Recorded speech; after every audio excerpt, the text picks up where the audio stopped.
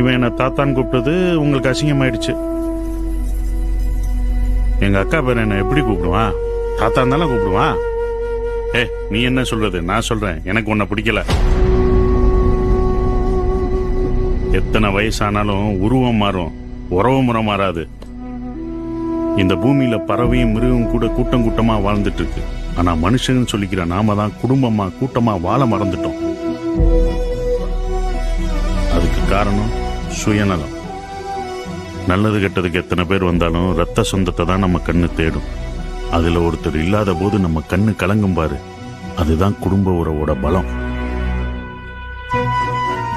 அந்த பலத்தை இழந்துட்டு வாழ்றது சொந்த மண்ணில் அகதியா வாழ்றதுக்கு சமம். வலியும் சரி வாழ்க்கையும் சரி, அடிபட்ட பிறகுதான் உணர முடியும். அப்படிப்பட்ட வலியோட வாழ்ற வாழ்க்கை நரகம்.